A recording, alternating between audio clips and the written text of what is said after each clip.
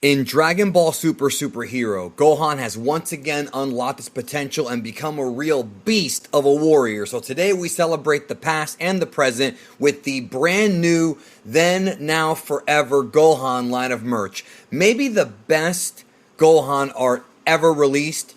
Get it today on a t-shirt, get it on a hoodie, mouse pad, whatever you want. The link is in the description. This is something you don't want to miss out on for a limited time. Ships anywhere in the world in multiple colors and sizes. Don't wait, get yours today. These will only be available for a limited time. There's no argument in my mind that Dragon Ball Super Superhero has to be the most poorly marketed Dragon Ball property in quite some time. I would dare say in years.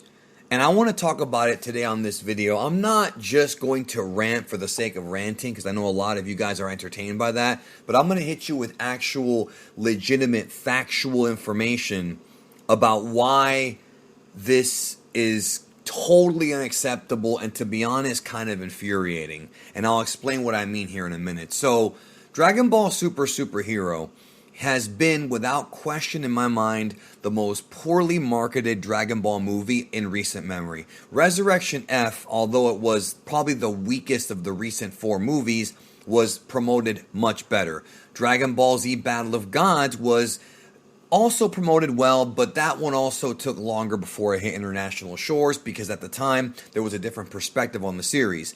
But when you compare Dragon Ball Super Superhero's marketing to Dragon Ball Super Broly, it's like comparing ice cream to horse manure. I want to get this off the hop for just a second, okay? Obviously, I love Dragon Ball, and I want Dragon Ball to do well. So if you're going to leave a comment, you know, a very immature, one-sided, narrow-minded comment about me being a hater, that's kind of a dumb thing to say, considering I actually like Dragon Ball Super Superhero. And you have to look at this from the perspective of somebody who is a fan of Dragon Ball, but somebody who can clearly see beyond a shadow of a doubt that this franchise has not been taken to its fullest potential by the people who are making it. It hasn't, and it's been years since then. If we go back to Dragon Ball Super Broly, the movie was set to be released December of 2018 in Japan, and it came out then. And then in the United States and in Latin America, in fact, most of North America got it January. So it was within 3 to 4 weeks of the Japanese release.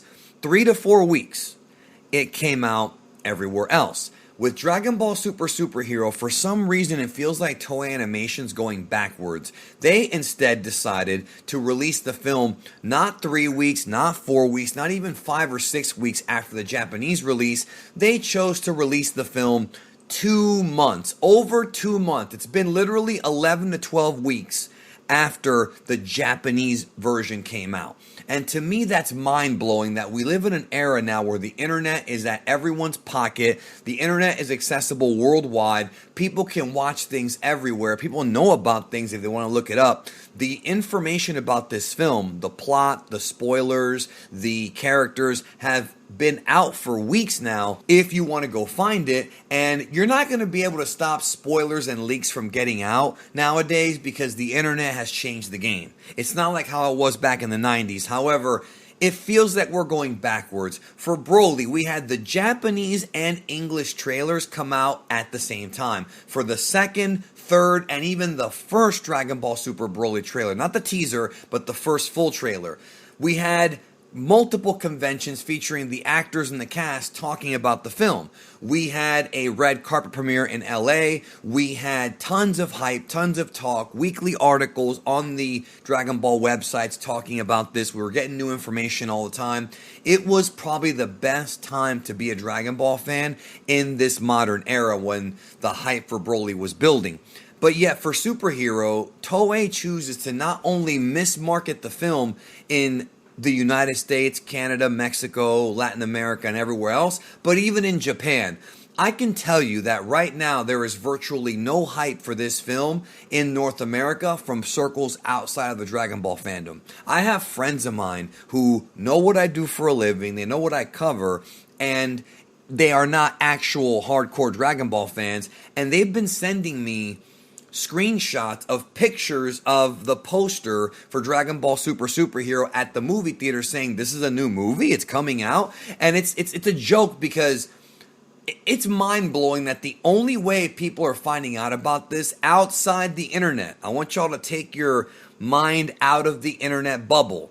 People are finding out about this movie not through word of mouth, not through good marketing, but because they went to a movie theater to see another movie, whether it be Thor or whatever's out right now, and they saw the poster and said, hey, new Dragon Ball movie. Why didn't they know about this in the past 3, 4, 5 months? Why didn't they know about it in the past year? Why is it that Japan has decided to wait to announce the international release dates until the Japanese version of the film came out? Why wait? Why not just announce everything as early as possible? Why is it that Marvel can promote movies that aren't going to be coming out till 2025 and TV shows that haven't even been done yet, and yet Toei Animation and the old geezers that worked there at the top are still stuck in the 1800s? It's mind-blowing that the last time I can remember anime coming close to actually being a truly mainstream thing was the late 90s during the first anime boom with Sailor Moon, Dragon Ball Z, and of course Pokemon. Let's not forget, and those of you who were around back then, you remember this. Nothing was more hyped up as far as anime movies go than the first 2 Pokemon movies.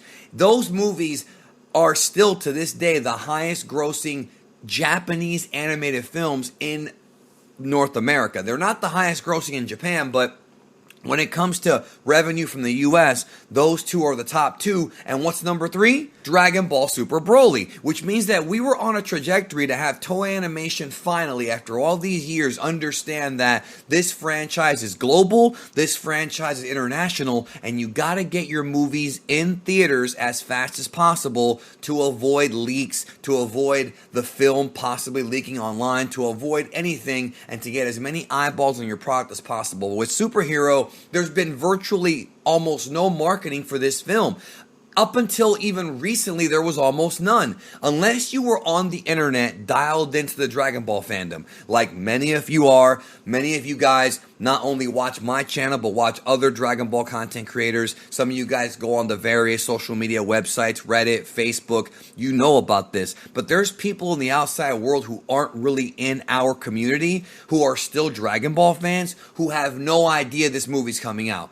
How can your marketing be so bad that you've got Dragon Ball fans outside of the hardcore sphere that don't even know it's coming out? The fact that there were fans who have been dying to see more Dragon Ball animation since Broly, the fact that you made so much money from Dragon Ball Super Broly because of how well it was promoted and because of how well the hype was after Dragon Ball Super and how people wanted more, and you're going to sit there and 3 years later, after Broly comes out, you give a half-hearted attempt to Dragon Ball Super Superhero. First of all, I want to debunk a few things. Let's get this out of the way right now. First of all, even though in Japan, One Piece, and in some Southeast Asian countries, One Piece eclipses Dragon Ball's current popularity, internationally, Latin America, India, North America, there are literally billions, I'm using the word billions, of Dragon Ball fans worldwide. One Piece has not really hit that level like Dragon Ball did. There's something about Dragon Ball that people just gravitate to and have for many years. Secondly, reason why I'm bringing up One Piece is because One Piece Film Red, if you look at the marketing behind One Piece Film Red, which is just now coming out in Japan, and Dragon Ball Super Superhero, from just the Japanese perspective, there was so much more tender love and care put into One Piece Film Red. There was better promotion. They had a Japanese pop singer sing the song. They had tons of actual, you could feel that Toei wanted it to be a success, but with Superhero, it just felt like they don't care, or they don't even understand what they have on their hands. Or maybe they overestimate the popularity of Dragon Ball, not realizing that everything has to be marketed. And it's so wild to me that ever since the era of the early Pokemon movies, when was the last time you remember, and I'm not talking about cartoon blocks like Toonami or stuff like that, when was the last time you remember seeing a commercial for an anime movie in theaters on other television shows? On, I don't mean Super Bowl, but I mean like other TV shows, other, action shows, sci-fi shows, other TV movies. I can't even remember. I cannot even remember.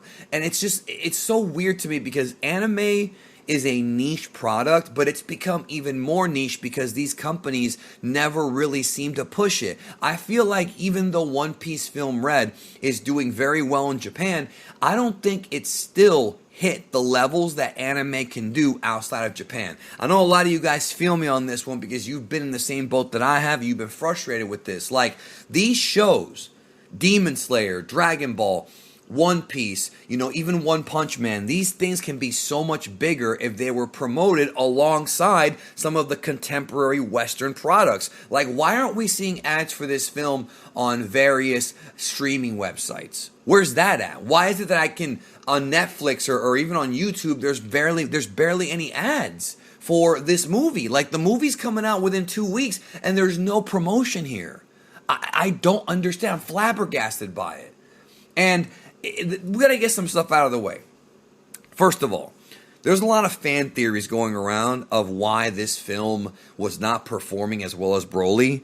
And obviously a film called Dragon Ball Super Broly with Goku, Vegeta, and Broly being the centerpiece is going to do well no matter what because those characters are popular. But people have said that, well, Gohan and Piccolo might not be as popular. And that's a very valid point. However, just Gohan by himself is so popular that Akio Ioku himself suggested to Toriyama to put him in the film. It was supposed to be a Piccolo story. And instead Toriyama adds Gohan. So even Shueisha themselves know and are aware of the popularity of Dragon Ball when it comes to characters like Gohan. So if you know that they're popular outside of Japan, why not push it harder outside of Japan? But no, they just do the bare minimum. They show up at San Diego Comic-Con. We get a couple of little IGN spots because once again, Toei is so stuck in decades ago that they still think IGN is credible when almost nobody that I know of trusts IGN at all. And their mentality is so antiquated and they live in such an insular, xenophobic culture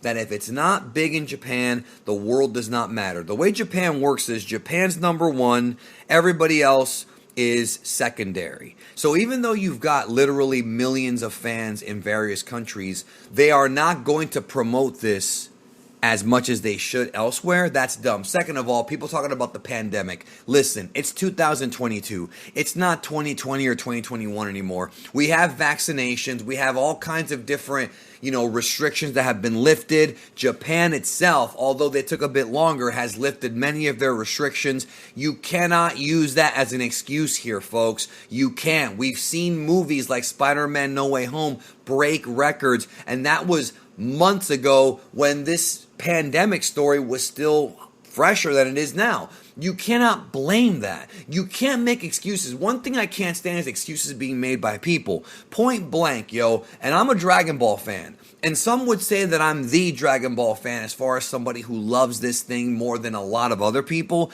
And even I'm telling you not to make excuses for Dragon Ball. The reality is this film has been so poorly promoted. There's been no hype for it at all outside of, a few weeks here and there. And here on our channels and on the internet, we all had hype for it. But the mainstream fan has no idea this thing is even coming out. And that's sad. And that is basically a recipe for disaster. And I think that really my frustrations with this is not that I'm, concerned about whether or not the movie does well, because I don't work for Toei. I don't have any stock in Toei. If it flops, it is what it is. If it does well, it is what it is. But I find it irritating that there are fans of this who want more Dragon Ball who don't even know it's coming out. And like I said, because they're my friends, they obviously ask me these questions, but it's just funny to me that they don't even know, and they should know. Like, why is it that these companies can't promote anime like other things get promoted? Maybe not on the same level as Marvel, maybe not on the same level as Star Wars, but they can at least make an effort. They can at least put a little bit more money in advertising. It just feels like the Japanese, and if you know anything about Japanese culture and Japanese business, you already know this. They have this really strange prehistoric mentality about only promoting stuff in their country. But even with this superhero film, even that didn't even get real major promotion in their country. or anywhere close to it compared to Dragon Ball Super Broly. If you know that Broly, Goku, and Vegeta are not the centerpieces of this film, then shouldn't you try even harder to promote it? Shouldn't you try to really push it? It's a drop ball. It's something that people have to accept. There's no exterior reason for this. It's not because of the COVID thing. It's not because of the summer, or you can't make that excuse. It's raining, or no. Nothing to do with any of that stuff. It's because people, and trust me, people have made excuses for this. It's purely because we haven't had new Dragon Ball since Broly. I think people have wanted new Dragon Ball since Broly. A lot of folks don't even read the manga. A lot of people do not read the Dragon Ball Super manga who love Dragon Ball because it's not interesting to them. They prefer to watch an anime or a movie. And yet, here we go. You have your new story, and they don't even try to really push it. And it's just irritating to me, and it just shows that this franchise can be much bigger. And I don't just mean Dragon Ball, I mean all anime. Anime can be so much bigger if these Japanese companies would actually push it like it's a big deal. I hope you enjoyed. Take care.